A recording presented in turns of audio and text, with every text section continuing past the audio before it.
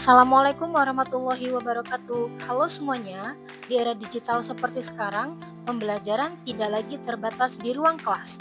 Banyak aktivitas akademik, termasuk ujian, sudah dilakukan secara daring atau online.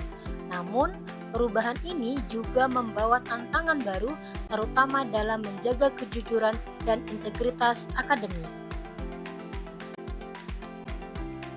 Nah, salah satu solusi yang digunakan oleh berbagai institusi pendidikan adalah teknologi yang disebut dengan Automated Online Proctoring atau yang disingkat dengan EOP, yaitu sistem ujian daring berbasis AI yang akan kita bahas bersama saya, Nurul Aziza. Di pembahasan kali ini, Automated Online Proctoring yang akan kita bahas yaitu apa itu EOP, kemudian bagaimana cara kerja EOP, lalu apa manfaatnya, dan yang terakhir, bagaimana EOP dapat menjaga privasi mahasiswa. Apa itu EOP? Automated Online Proctoring atau yang disingkat dengan EOP adalah sistem pengawasan ujian berbasis teknologi kecerdasan buatan atau yang sering kita sebut dengan AI. Sistem ini digunakan untuk memantau mahasiswa saat ujian dilakukan secara online tanpa harus diawasi langsung oleh pengawas. EOP bekerja menggunakan kombinasi kamera, mikrofon, dan algoritma AI untuk mendeteksi aktivitas peserta ujian. Jadi, bukan hanya sekadar merekam, tetapi sistem ini juga menganalisis perilaku peserta selama ujian berlangsung. Contohnya, apakah peserta benar-benar fokus pada layar atau ada aktivitas yang mencurigakan di luar ketentuan ujian. Lalu, bagaimana cara kerja EOP? Sekarang ini kita masuk ke bagaimana sistem ini dapat bekerja. Tahap pertama adalah verifikasi identitas.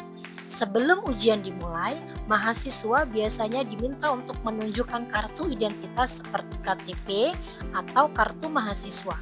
Sistem ini juga dapat melakukan face recognition untuk memastikan bahwa orang yang mengikuti ujian adalah benar mahasiswa yang bersangkutan.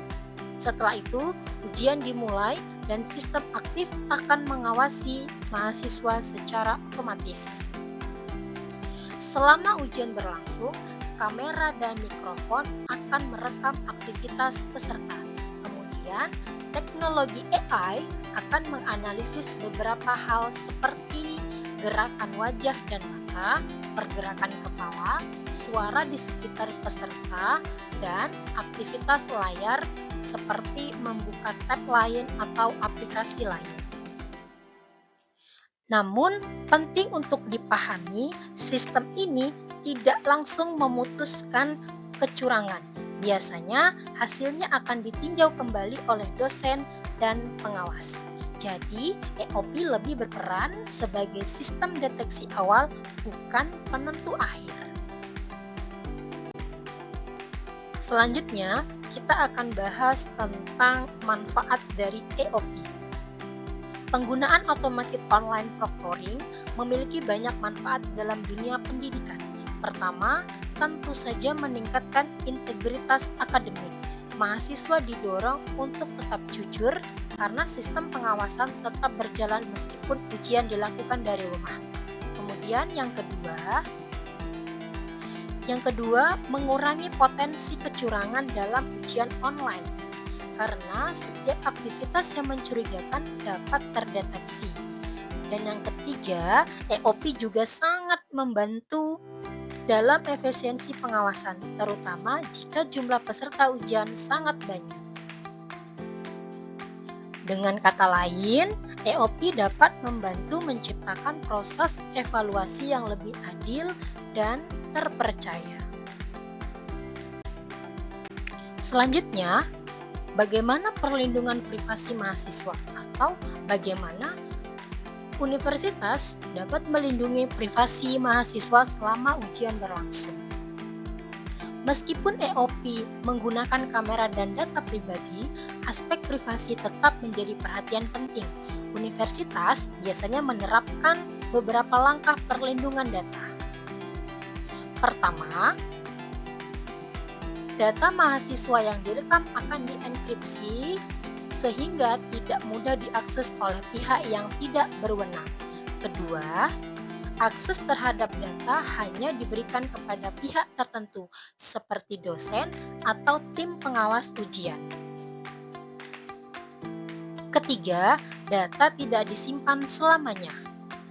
Ada batas waktu penyimpanan sesuai kebijakan institusi. Selain itu, universitas juga wajib memiliki kebijakan privasi yang jelas dan transparan sehingga mahasiswa tahu bagaimana data mereka digunakan. Dengan cara ini, teknologi EOP tetap bisa digunakan tanpa mengabaikan hak privasi mahasiswa. Sebagai kesimpulan, automated online proctoring merupakan inovasi penting dalam dunia pendidikan modern. Teknologi ini membantu menjaga kejujuran akademik, meningkatkan efisiensi pengawasan ujian, dan mendukung pembelajaran digital. Namun di sisi lain, perlindungan privasi tetap menjadi aspek yang tidak boleh diabaikan. Terima kasih sudah menonton. Semoga video ini bermanfaat.